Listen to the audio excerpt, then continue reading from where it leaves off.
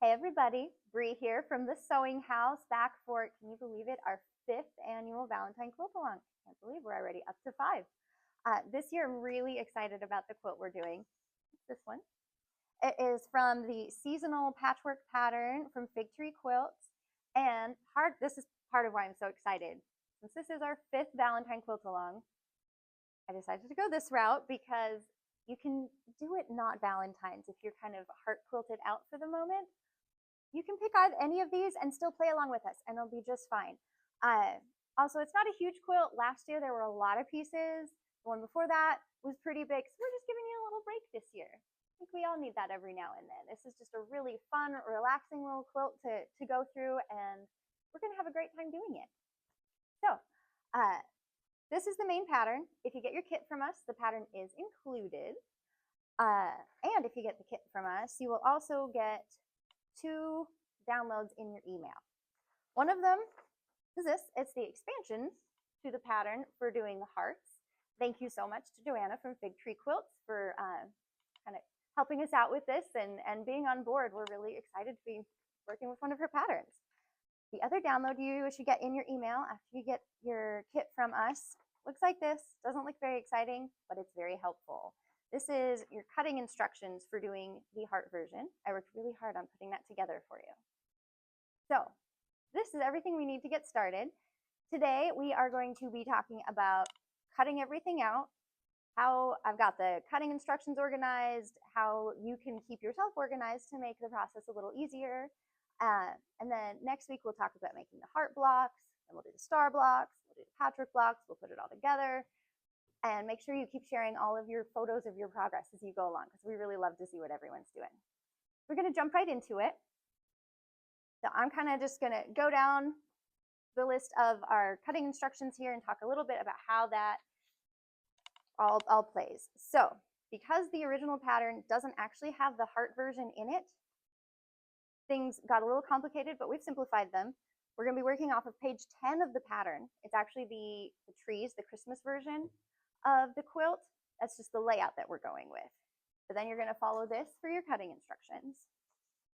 We're going to jump in. Your things are split out a little bit funny because it is sort of a supplement to the original pattern. I want to make sure that you pay attention to the letters at the end of each cutting instruction. There are lowercase letters and there's uppercase letters. All of the lowercase letters are for these patchwork blocks. So the ones that are just the patchwork, and also for the blocks with a star in them. All of the uppercase letters are the ones for the heart blocks, because those are the ones where we're changing things up a little bit. So make extra sure that you're paying attention. I put them in bold to make it as easy as possible. So yes, there are 2 different C's and 2 different D's. One's lower, one's uppercase. That was the easiest way to make things match both her pattern, the original pattern, and the supplemental instructions. So just make sure you pay attention to that as you're going through things, and you shouldn't have any trouble at all. So first, it does say for each of your large neutral prints, and when I say large neutral prints, I just mean kind of these background neutrally prints, but the large prints are going to be the ones that you're going to want in the bigger chunks. So, you know, it might be these hearts, it might be one of the bigger florals. Everyone's kit is just a little bit different because it's a little more fun that way. They all have the same color scheme, same vibe, but we switched them all up just a little bit. So every single quilt's going to be unique and really fun and original. So pick out 4 of the neutral-ish prints, and some of them might even be a little pinkish, whatever you like. It's a fun, scrappy quilt. It doesn't really make a huge difference which one you pick. Just pick your 4 favorite big prints there. And from each one of those, you're going to cut out this first section here. And I'll show you kind of how we cut that out. So the first thing on the list is a bigger square. So you're going to actually end up cutting 2 strips the size of that square. I've just drawn them out here because it was easier to show you how it all fits into your fat quarters. So you're going to cut 2 strips that are that size. And from those 2 strips, you'll cut out your 4 squares. And then the rest of that, you're going to cut down into your C, D, and J blocks. And those, you're going to have a lot of those. So make sure you make space for those in whatever organizational system you've got going on here, because you're going to have a lot of those. They turn up in a lot of different places here. And then you're going to cut one more strip here, and it is going to be the larger dimension of that last block that you're going to be cutting. And then you can just trim it down to anything that you need for the rest of that first set of cutting instructions, for your large neutral prints. And that section again is, you are doing that for each of those 4 large prints. The next section is just from the remaining prints. And that means, so the rest of those fat quarters in your kit, whatever's left over, you might even cut some from some of the leftovers of your larger prints.